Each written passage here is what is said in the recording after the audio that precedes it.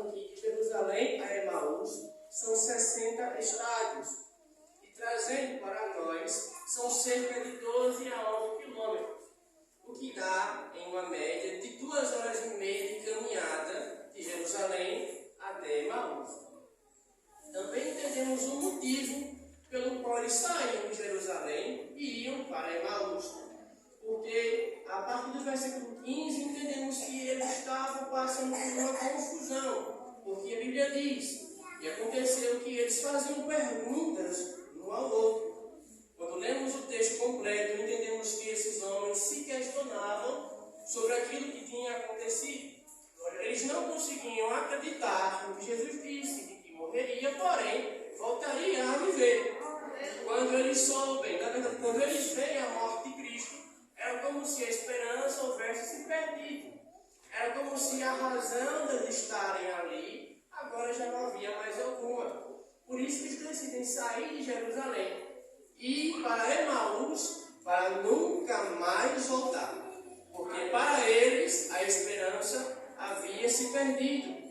E essa desesperança, ela foi gerada por dúvidas, por incredulidade. Porque vemos no versículo 15 que eles faziam perguntas, certamente sem entender o porquê aquele Jesus que não tinha culpa. Como Herodes falou, eu não vejo nele culpa alguma, foi morto, injustiçado pelos de sua própria nação, e eles não conseguiam entender. Quando Jesus morre, era como se a esperança deles também houvesse sido acabada ali. Trazendo para nós, existe aquele momento em nossas vidas que as incertezas, que as dúvidas começam a bater na porta do nosso coração. Existem dias, períodos que parecem que as noites são mais escuras, que a cama já não é mais tão confortável assim, que o cobertor não é o suficiente para nos proteger do frio, que consolamos a todos, mas quando as luzes se apagam, quando as portas se fecham, chegamos em casa, somos nós que precisamos de um consolo, mas não tem. Existem períodos que a gente ora, a gente clama e parece que nada acontece. Nesse período vem as dúvidas, como vieram para eles. Nesse período também vem a tristeza causada por esses questionamentos. Mas o mais interessante, e aqui eu dou o título da mensagem, percebemos que Jesus se importa com as nossas dúvidas. Porque veja o que diz o versículo 15. Eles iam questionando, perguntando, sem esperança. Mas Jesus se importa, porque a Bíblia diz, o mesmo Jesus se aproximou deles. Jesus se importa com as nossas dúvidas.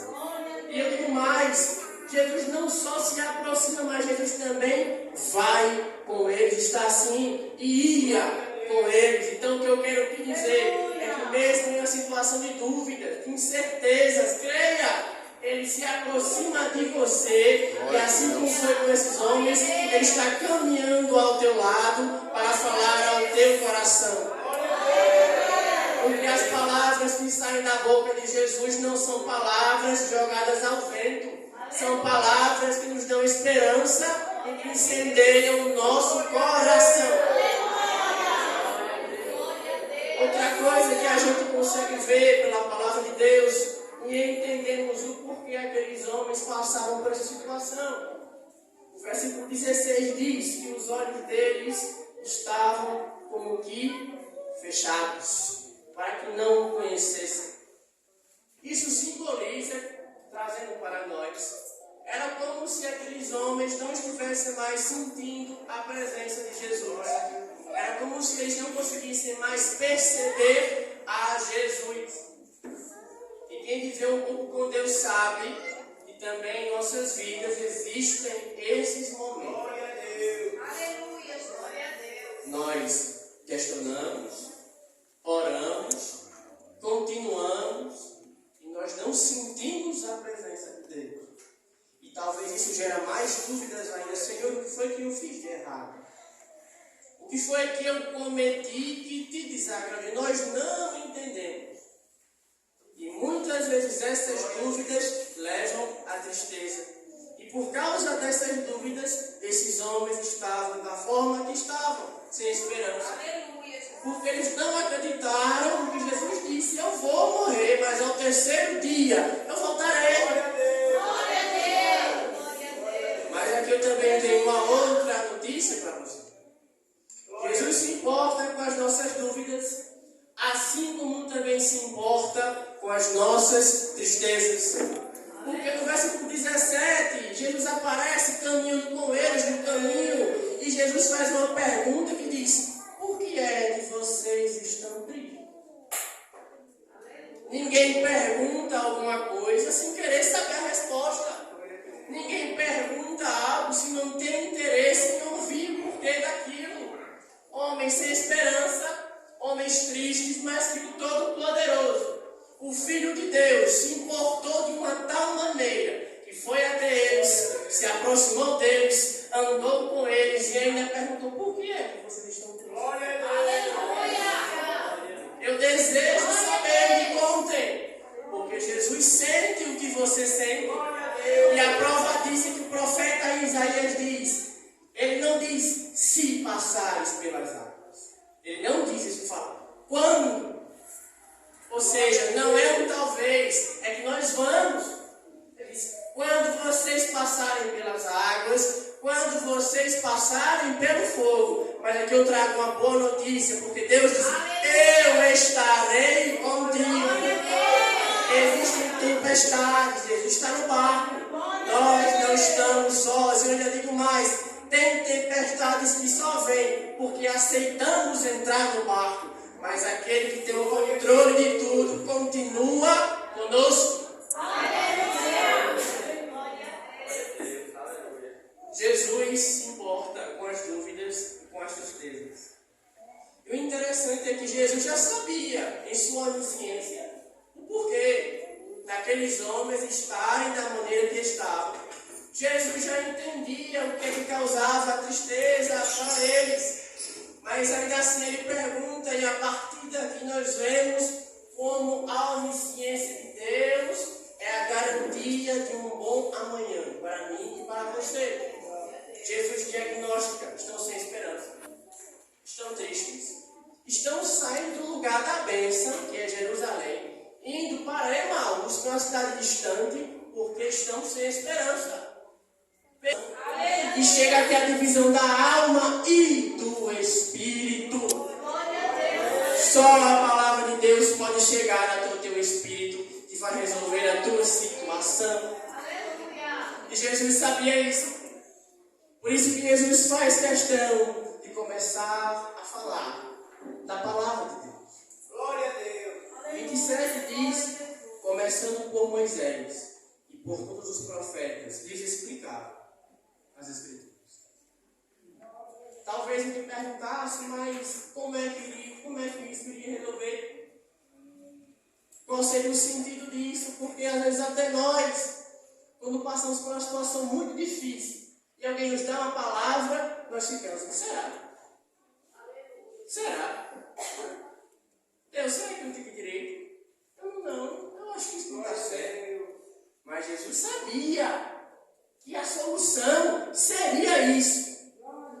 E a Bíblia continua dizendo que quando Jesus começa a explicar a palavra de Deus, automaticamente a situação daqueles homens vai começar a mudar. Automaticamente a condição do coração, da mente e da alma deles vai começar a mudar.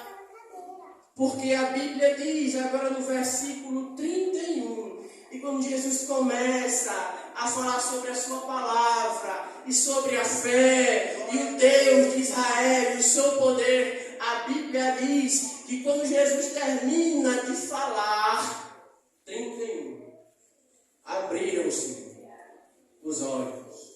Glória a Deus. Glória a Deus.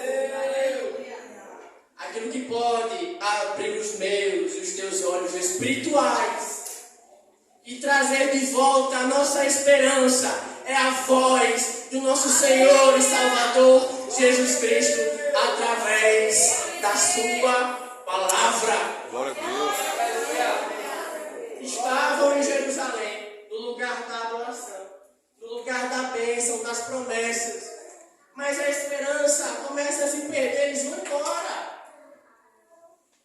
quantos de nós conhecemos, ou talvez até alguns de nós, um dia já passamos por isso.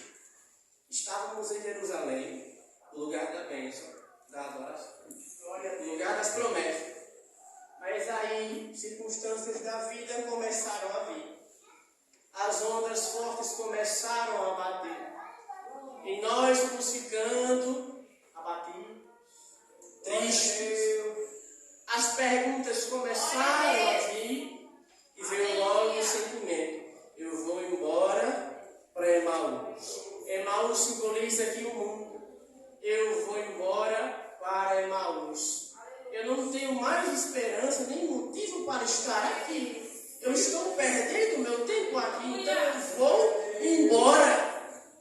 Mas quando eles decidiram ir embora, Jesus, que se importa com todos nós de igual maneira, encontra eles no meio do caminho, começa a caminhar ao lado deles e a perguntar: por que estás triste? Eu não vou deixar vocês irem embora assim. Porque vamos para o caminho que Ele quer que nós estejamos. E o seu nome será glorificado. Aleluia! Glória a Deus. Com a voz do Senhor não há dúvidas. Glória a Deus. Muitas pessoas por aí defendem um fogo estranho, um fogo sem Bíblia, sem adoração a Deus. Isso não é fogo, porque o Salmo 29 diz: a voz do Senhor separa as labaredas de fogo. O profeta Jeremias, talvez no seu pior momento, ele pregava e as pessoas zombavam. Ele profetizava, mas o tempo dele não se cumpria. Ele amava a justiça e por causa disso ele apanhava, ele era perseguido, era um profeta que ninguém dava valor. Preferiam ouvir os mentirosos do que ouvir a Jeremias. E diante de tudo isso ele vai a Deus e questiona, e com razão, ele fala: Deus, como é que pode? Eu falo e eles zombam. Eu profetizo e nada acontece. Eu vou parar. Não tem mais razão de eu passar por isso. Mas Deus responde a Jeremias. Ele fala: Jeremias, por acaso não é a minha palavra como um fogo? Ou como um martelo que esmaga a rocha? Para todo coração endurecido, a palavra de Deus ainda é um martelo que esmaga a rocha. E ainda é um fogo que faz arder os nossos corações. Em meio às dúvidas, às incertezas, creia. A voz dele ainda é o suficiente para glória te a Deus. Aqui, de pé, mesmo passando por situações. A voz dele vai chegar até os teus ouvidos e você vai continuar aqui. Glória a Deus. O teu chamado e você vai dizer: eu não desisto de chegar no céu. Ainda que com incertezas, momentos difíceis, mas a tua voz é suficiente para me fazer estar.